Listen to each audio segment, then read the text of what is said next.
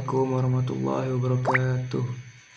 Di video kali ini, kelompok kami akan mewawancarai salah satu tokoh usaha yang bernama Ibu Listianawati, dan beliau berjualan di Pasar Patik Raja, dan alamat rumahnya adalah Jalan Wakafiah RT 03 RW 10 nomor 79 Purwokerto. Dan kelompok kami, yang pertama ada Nani Marlianti, yang kedua saya Faiz Al-Fajri, yang ketiga Pelupiaska Tamimah, yang keempat ada Erika Sari, yang kelima Rosnida Ayu, yang keenam ada Anindita Febrianti. Baik, perkenalkan, nama saya Erika Sari. Di sini saya ingin menanyakan perihal apa alasan Ibu lebih memilih untuk membuka usaha berupa produk frozen food, dan apakah Ibu seorang reseller atau Ibu seorang distributor yang mendistribusikan produk-produk frozen food ini ke toko-toko kecil? Terima kasih. Karena kebutuhan ekonomi dan dulu belum ada yang jual frozen food, jadi saya memilih jualan frozen food itu. Saya jualnya di pasar eceran, dengan harga eceran, dan yang beli itu ibu rumah tangga buat dimakan sendiri, karena terus buat yang dijual di rumah-rumah, kadang di sekolah-sekolah. Langganan saya juga udah banyak banget. Saya Pelupiaska Tamimah, NIM 1917-2010-40. Izin bertanya, berapa sih keuntungan dari penjualan frozen food? Dari pendapatan penjualan sehari kira-kira dapat 2 juta. Keuntungan terus buat order-order ya sekitar 19, kira-kira ya untuk keuntungan dari itu 100.000 per hari. Kendala apa yang dialami Ibu selama berjualan frozen food? Lalu bagaimana solusinya?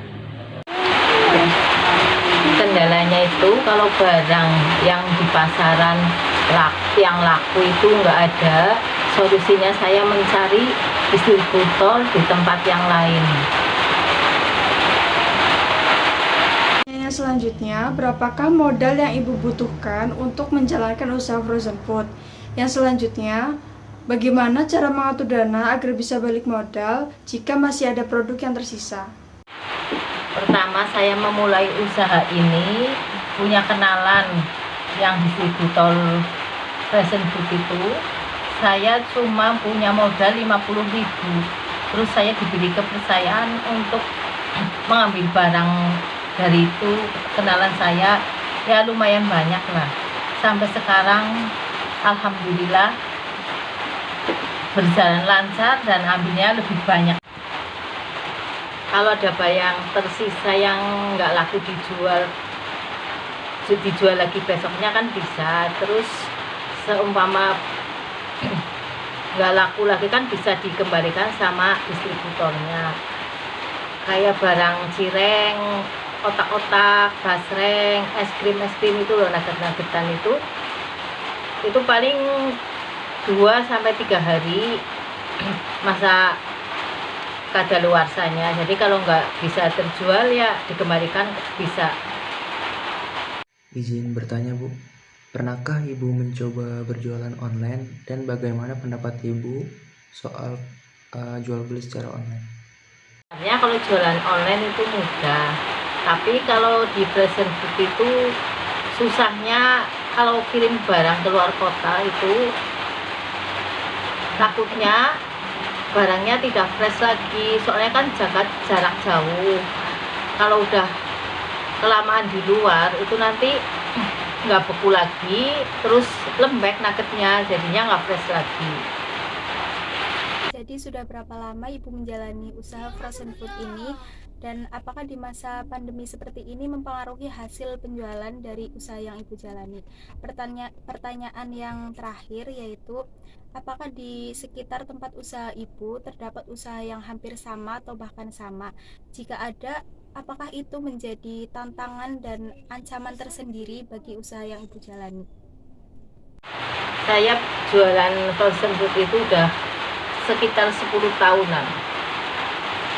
Alhamdulillah di masa pandemi seperti ini jualan frozen food itu tidak berpengaruh dalam jualan saya itu. Terus malah alhamdulillah malah yang nugget sosis itu lebih laku, soalnya bisa disimpan.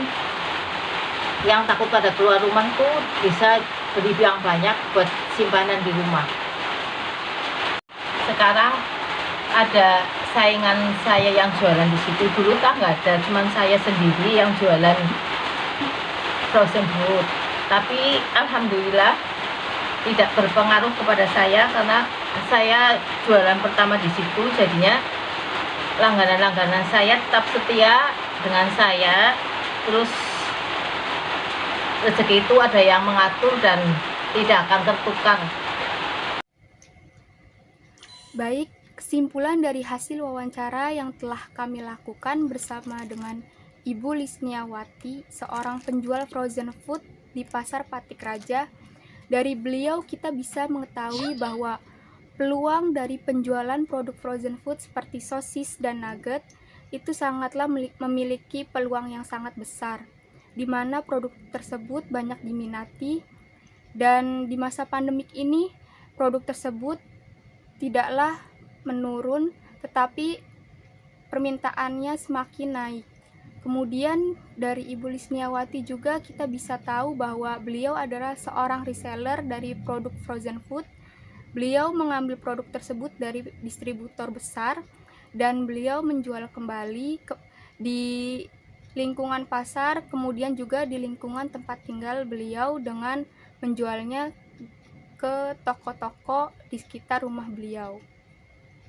Kemudian dari hal tersebut kita bisa tahu bahwa dari sebuah penjualan produk frozen food ini bisa mengurangi tingkat pengangguran yang terjadi di masa pandemik ini, di mana di masa pandemik ini sangat sulit untuk mencari pekerjaan, dan dengan adanya sistem reseller dan distributor dari produk-produk frozen food ini bisa mengurangi tingkat pengangguran yang ada, dan bisa menjadi peluang bagi ibu-ibu rumah tangga yang ingin berwirausaha.